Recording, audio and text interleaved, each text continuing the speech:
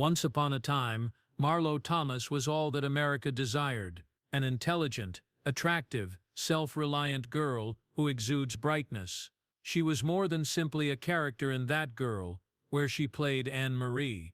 On TV, she was a quiet revolution, a living example of femininity for a new age, inspiring millions to emulate her and giving the world hope that women may live wonderful lives without being married. However, at the age of 87, Marlo Thomas's image still sparks public debate, not because of her roles or her humanitarian endeavors, but rather because of her face. A face that previously represented a certain period is now controversial. A botched plastic procedure, a refusal to accept aging, or unrecognizable beauty. Nobody can beat time, not even the most brilliant stars.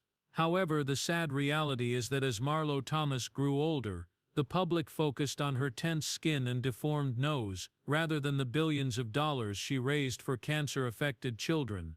They failed to remember that this lady was once a voice for feminism, an arm of compassion, and a part of television history. From stage lights to the sterile lights of children's hospitals, from beauty to a woman who dared to exchange beauty for something much deeper, Marlo Thomas traveled from fame to cracks. Perhaps it is only when the world no longer gazes upon her with the same admiration that it once did that we are able to see her for who she truly is, a symbol that requires neither makeup nor attention, but still has the capacity to pause and reflect.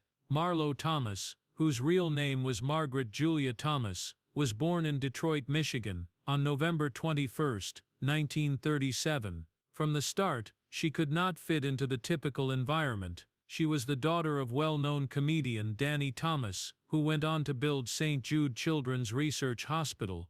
Marlo Thomas grew up in a household steeped in the arts, thanks to her parents, surrounded by cheers and laughter, as well as those quiet silences that no one wanted to mention. Marlo Thomas's early years were not like other kids. Despite being surrounded by the most famous people in Hollywood, who lived in opulent mansions in Beverly Hills, she had a little heart that was filled with grief. America's favorite guy, her father, was too busy to be with her.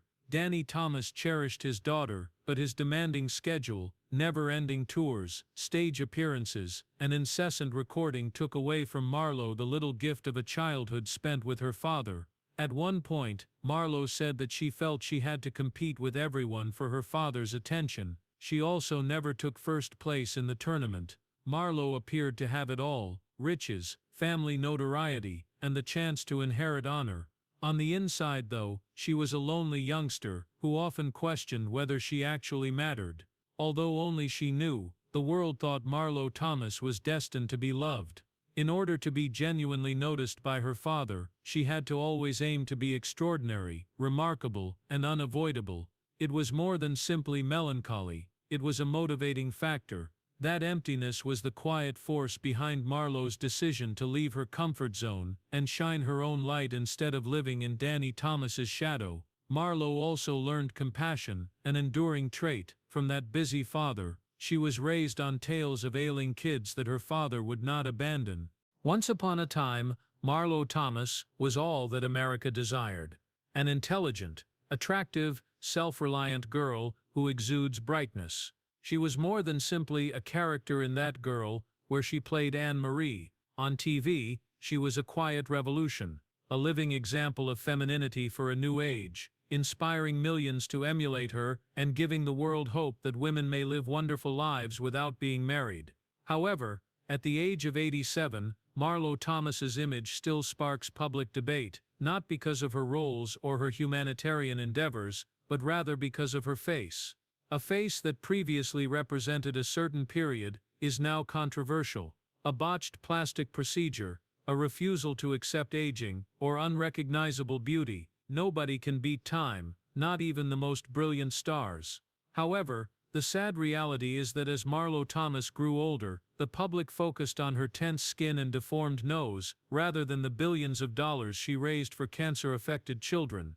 They failed to remember that this lady was once a voice for feminism, an arm of compassion, and a part of television history. From stage lights to the sterile lights of children's hospitals, from beauty to a woman who dared to exchange beauty for something much deeper, Marlo Thomas traveled from fame to cracks. Perhaps it is only when the world no longer gazes upon her with the same admiration that it once did that we are able to see her for who she truly is, a symbol that requires neither makeup nor attention, but still has the capacity to pause and reflect. Marlo Thomas, whose real name was Margaret Julia Thomas, was born in Detroit, Michigan, on November 21, 1937. From the start, she could not fit into the typical environment. She was the daughter of well-known comedian Danny Thomas, who went on to build St. Jude Children's Research Hospital. Marlo Thomas grew up in a household steeped in the arts thanks to her parents, surrounded by cheers and laughter, as well as those quiet silences that no one wanted to mention. Marlo Thomas's early years were not like other kids.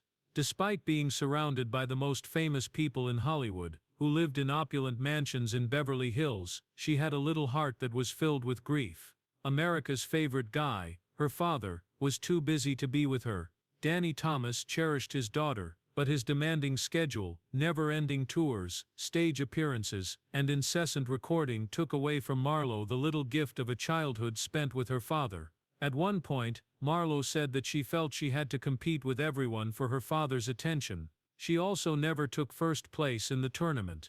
Marlo appeared to have it all: riches, family notoriety, and the chance to inherit honor. On the inside, though, she was a lonely youngster who often questioned whether she actually mattered. Although only she knew, the world thought Marlo Thomas was destined to be loved.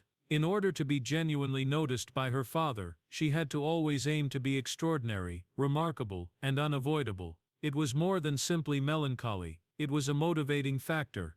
That emptiness was the quiet force behind Marlo's decision to leave her comfort zone and shine her own light instead of living in Danny Thomas's shadow. Marlo also learned compassion, an enduring trait, from that busy father. She was raised on tales of ailing kids that her father would not abandon, for she was raised with the belief that wealth and celebrity were useless unless they were utilized to aid the poor. Even though Danny Thomas wasn't there when Marlo needed him the most, he left her a fire that would burn silently for the rest of her life, turning the emptiness inside of her into the power to improve the world. Growing up in a well-known family, many people thought that Marlo Thomas would be able to get a job in show business simply by having the name Thomas. However, she was the most knowledgeable. That name would only throw an overpowering shadow if she was unable to stand on her own 2 feet. Marlo was evident from an early age. She would establish herself independently of her father's notoriety, rather than going directly to television or movies, where contacts may lead to opportunities. Marlo began with theater, a place where acting ability was the only thing that mattered, not whose child you were. She had a difficult time landing modest parts in plays and obscure TV series. In the early years of her career, no particular benefits were given. There was no red carpet. Marlo had to deal with unsuccessful auditions, rejections, and the disbelieving stares that wrote her off as just another heiress from Beverly Hills trying her hand at acting. Marlo persevered though, and in 1966, he was presented with a chance, but not just any opportunity. A young woman who dared to leave her family and start a life on her own in New York was the subject of the television show That Girl, which was searching for a new character who was both lovely and powerful, someone who may represent the contemporary woman that America still feared. The position wasn't merely handed to Marlo Thomas, she transformed American television. During a period when female protagonists in men's writings were usually limited to becoming mothers, spouses, or girlfriends, Anne Marie, the young working woman who lived alone and pursued her own goals, was a cultural phenomenon. The females who were expecting to get married had vanished. The housewives at the center of the home realm were vanished. Anne Marie, played by Marlo, was a lady who made her own decisions. It was a proclamation, rather than merely an act. Silently, a 29-year-old lady, wearing a short dress, walked through the streets of New York, sending a message to the entire country. Women were also capable of writing their own narratives. That Girl was popular right away. A new generation emerged to be represented by Marlo Thomas, a generation of bold, aspirational women. Few people were aware that Marlo was more than simply the main actress. She was also responsible for a lot of the show's artistic choices, including the message it conveyed, the costumes, and the screenplay. Because Marlo believed that a woman's goals didn't necessarily end with a wedding ring, she argued with the producers when they wanted Anne-Marie to marry in the last episode. And it wasn't because the show had lost viewers when that girl ended after 5 outstanding seasons. Marlo's decision to terminate it was the reason. She was aware that she would always be Anne-Marie if she persisted, but it wasn't all she wanted. She desired to be herself. When that girl ended in 1971, Marlo Thomas found himself in a difficult situation. One way was to keep enjoying Anne-Marie's splendor, only to gradually disappear into obscurity, just like many celebrities of her day. The alternative was to leave the darkness she had cast herself in and begin over, with all the dangers and losses.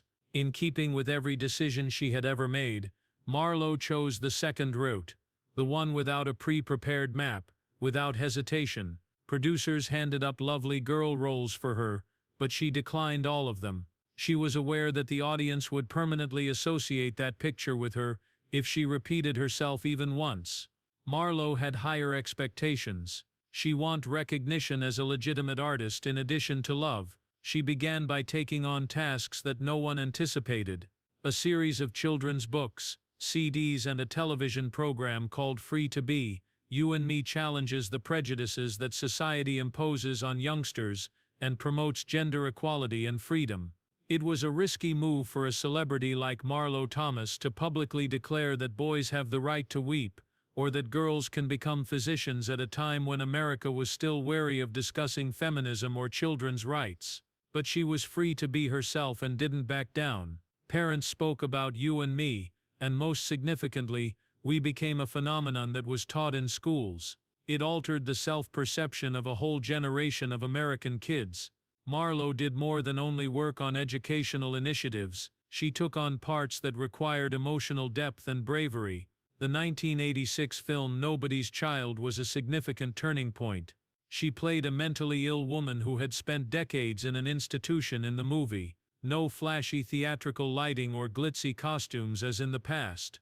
Even devoted admirers could not identify Marlo because of her emaciated figure, unkempt hair, and lifeless eyes. With every little move and every dejected expression that haunted the audience, she fully submerged herself.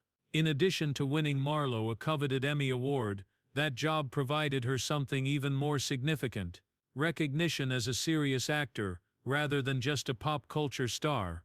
Marlo then steadily developed her career by taking on jobs that were well chosen. She played Rachel Green's mother on Friends, and she was layered, funny, and free-spirited. She made brief appearances on The Practice, Frasier, and Ugly Betty, but each one left a lasting impression. Her selection of psychologically complex plays on Broadway, such as Thieves, The Shadow Box, Love, Loss, and What I Wore, demonstrated that her artistic passion had not diminished with age.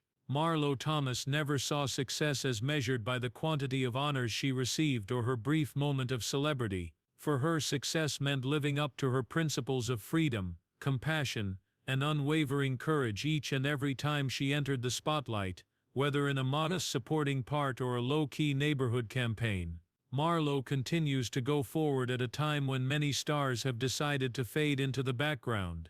Not loudly, not to get a standing ovation, but to leave lasting impressions. Every viewer who discovered a bit of themselves in the tales she recounted, every kid saved at St. Jude Hospital, and every book she has authored. Because light isn't something you show off, according to Marlo Thomas. Light is something that you cherish, to make the path clear for others. Marlo Thomas never allowed the limelight to alter the essence of who she was throughout her career. She always had a silent fire blazing in her heart, whether she was playing classic parts, taking home major honors, or leaving her imprint through impactful social projects. To live a decent and honest life, both on and off stage. And maybe Marlo found the love of her life because of that same fire. Not at glitzy balls or through multi-million-dollar deals, but in a straightforward, fortuitous event that permanently altered her life's trajectory. In the entertainment industry, where marriages typically end after a movie run, Marlo Thomas and Phil Donahue's tale is a heartwarming exception. When Marlo made an appearance on Phil Donahue's show in 1977, they first crossed paths.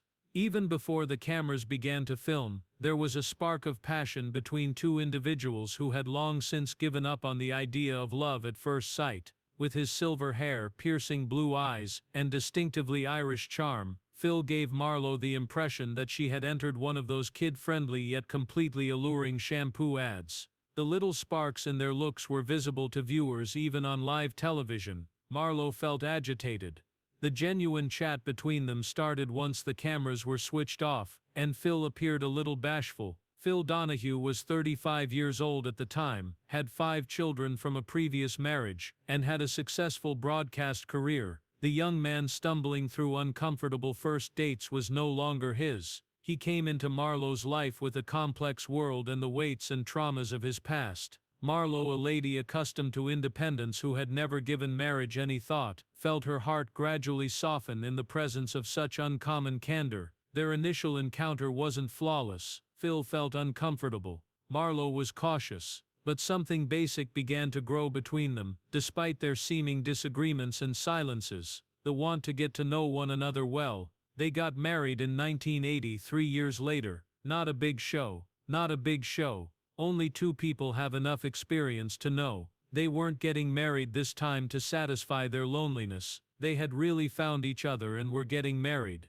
It was hard being a wife. Even more difficult was being over 30 and a stepmother to 5 kids. Marlo said that she was initially confused. She had learned how to be a mother from no one. She had never learned how to love a guy who had already lived a full life. However, Marlo made the decision to go cautiously and methodically, rather than attempting to fit herself into a conventional description. She made no attempt to take their mother's position. She paid attention. She had patience. She finally developed a respectful and understanding connection with Phil's kids. Marlo and Phil were one of the few couples in Hollywood to be unaffected by controversy or breakup rumors in the years that followed.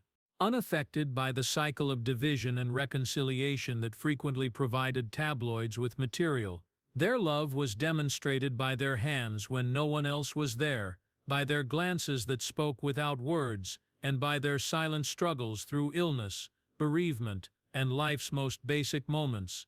They didn't need to show it off with red carpet pictures. Marlo stayed at Phil Donahue's side, not as a celebrity but as a partner, and a loyal comrade who never left, even when he pulled back from the spotlight as his hair became powder white and his voice became coarser. When questioned in 2021 about a marriage that had endured for almost 40 years, Marlo only grinned and responded, "I don't think I changed because of Phil. I believe that our love taught me that sometimes it's a different type of freedom to give up a little bit of your independence in order to share your life with someone else." Perhaps the romance between Marlo Thomas and Phil Donahue is a silent monument to the hectic world of Hollywood, where everything appears to have an expiration date. Even the most free spirits can decide to stay for life if there is enough love, respect, and patience. Although love had provided Marlo Thomas with a calm harbor, individuals who dare to live authentically are constantly put to the test by life. Despite having a strong family and a successful job, Marlo still had to deal with issues that the limelight could never hide. Time's harshness, social constraints, and the invisible scars caused by society's ridiculous expectations of supposedly timeless beauty. One of the most prominent figures on American television in the past had been Marlo Thomas. She was not just a celebrity, but also a symbol for a generation of women who dared to dream because of her sparkling eyes, a grin as bright as sunlight, a slim build, and a free-spirited atmosphere. However, time spares no one an escape, like a quiet punishment. Marlo had to deal with the unavoidable changes that came with growing older, including the formation of wrinkles and the softening of once sharp features. The harsh reality of aging was mirrored directly on the face that had once been cherished, and Hollywood showed her no mercy, judging women's aging 100 times worse than men's. Like many other celebrities, Marlo sought cosmetic surgeries as a result of the pressure to preserve appearances. However, she didn't get any recognition. Conversely, pictures of Marlo at recent events, with his skin seeming strange, his nose twisted, and his face abnormally taut, stoked rumors on social media, in the media, and even among his long-standing fans. Headlines came in cold and piercing. She was gorgeous once. At 87, Marlo Thomas was unrecognizable. Like a wildfire, whispers spread. Some lamented the waning beauty. She received scathing criticism from some, who felt that she owed the public a flawless aging process. Marlo decided to keep quiet. No explanations or rebuttals. Perhaps the actual scars on Marlo Thomas's face weren't caused by time, she discreetly acknowledged in a few infrequent interviews. They originated from the unseen burden that all women carry, when society maintains that a woman's value is determined by her ability to remain the same as she was at the age of 20. Marlo remained beautiful.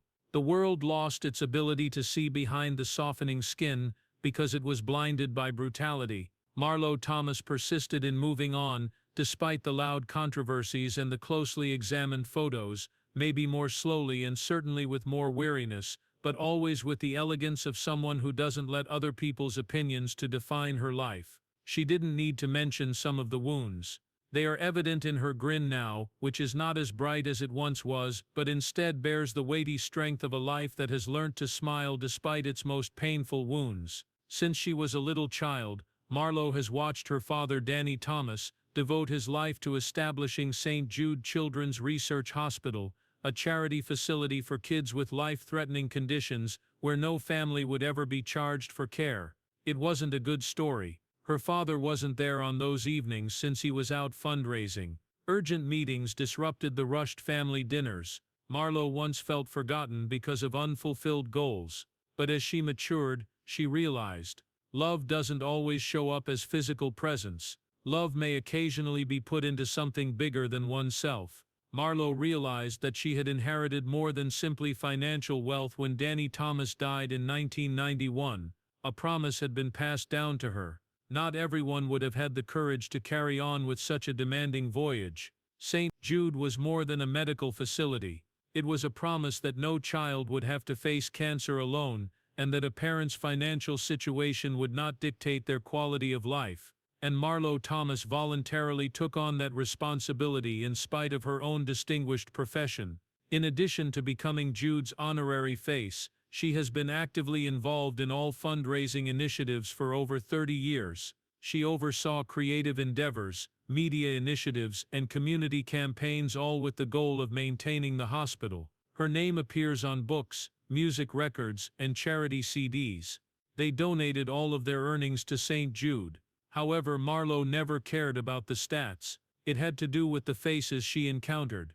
Though their bodies were weak, the children's eyes were still full of optimism as they curled up on hospital beds. When told their child had a chance to life, the parents sobbed and clutched hands. The sloppy, handwritten messages of gratitude that she received every year from kids who made it through and grew up. I'm eternally thankful, but no longer patient. Charity work was not Marlo's way of enhancing her public persona. She did it out of compassion. From understanding what it's like to long for a loved one's presence, she acted as though rescuing every child would fulfill her father's unfulfilled desire and fill the gaps in her own early years. In addition to her work with St. Jude, Marlo co-founded the Miss Foundation for Women with Gloria Steinem, a group that promotes women's rights in the United States. Since Marlo believed that human freedom, especially women's freedom, is never a gift, she didn't hesitate to speak out against gender inequality during a time when doing so was still seen as rebellious, even though she knew that doing so would expose her to further public scrutiny. You have to claim it. It needs to be protected. Furthermore, it has to be fostered by practical action rather than merely lofty rhetoric. Even at the age of 87, Marlo Thomas still makes appearances at charitable functions, calls for donations on television, and shares inspirational posts on social media to uplift the next generation. She is not required to do that. Nobody forces her to continue fighting. Nevertheless, Marlo continues to stand in the world in silence, like a guardian of the flame, shining a light on the little hopes her father used to light. Furthermore, she has never allowed that glow to fade. Some individuals look for their own light all their lives. After all of the triumphs, setbacks, disputes, and unrelenting efforts, Marlo Thomas made the decision to become the light herself. Even though a lot has changed over time, that serene, lasting light's still there. At the age of 87, Marlo Thomas no longer frequently makes appearances on television or in the glitzy lists of celebrities. However, she has never really vanished. Marlo is frequently included in events with little notice, such as St. Jude Hospital fundraising events, motivational speeches for young ladies, and handwritten thank you notes from people she has assisted but never met. Her life is much easier today. Glamorous tours and lavish parties are over. Reviewing fresh hospital fundraising ideas is the first quiet task of Marlo's day. Making quick pleas for charity, or just posting encouraging messages for people who are struggling with loneliness, failure, or illness. In their comfortable house, Marlo and her companion of more than 44 years, Phil Donahue, have decided that tranquility is the best prize in life. They don't have to convince the world of anything anymore. It is sufficient that they are at one another's sides after all the storms. Regarding Marlo, generations who grew up with that girl, with Free to Be You and Me, and with the messages of compassion she never stopped stitching continue to show her a great deal of affection. Marlo retains one thing from each infrequent public appearance, that grin, which is no longer brilliant but rather kind, serene, and completely sincere. Even if her hair is now white and her face is marked by the passage of time, Marlo does not cite accolades, films, or well-known endeavors when asked what she is most proud of. I think the most beautiful thing is to look back and know that somewhere lives were touched just because you dared to believe in good things, she adds with a simple grin. Not everyone can maintain their heart while going from being a TV star to a compassionate lighthouse. Marlo Thomas has done it in a calm, steady, and patient manner, similar to a little star in the wide sky, one that softly illuminates the path for people who are lost in the dark, even if it may not be as brilliant as it once was. And perhaps such persistence is more valuable than all the glittering glory she previously held in a world that is becoming louder and more rushed. When it came to loud controversies, Marlo Thomas was never the kind to stop the world. She didn't spend her life pursuing flashy magazine covers or platinum awards. By planting wonderful things and embracing the fact that sometimes they might grow without fanfare, she made the decision to live a new kind of life. Marlo Thomas's life encompassed more than simply her years, decades of performing, or time spent in front of the camera.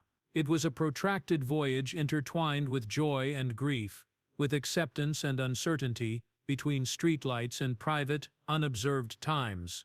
She endured everything: youthful brilliance, professional success, enduring love, heartbreaking losses, and the merciless strain of time. And still she clung to the most basic thing: her belief in the need of compassion, independence, and patience in the face of life's hardships.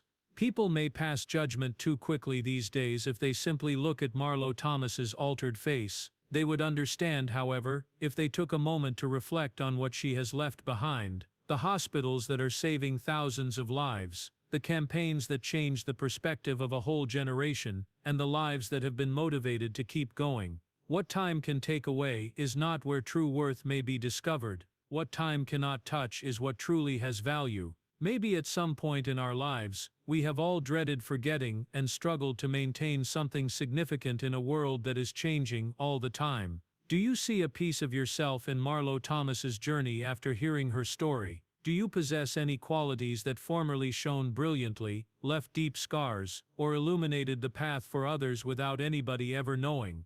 Talk to us about your feelings and views, because sometimes just one tale may fire a new flame in someone's heart, and who knows, we could discover our own light amid those stories that have been shared. Remember to subscribe to our channel so that we may continue to explore the world's legends' emotional life journeys.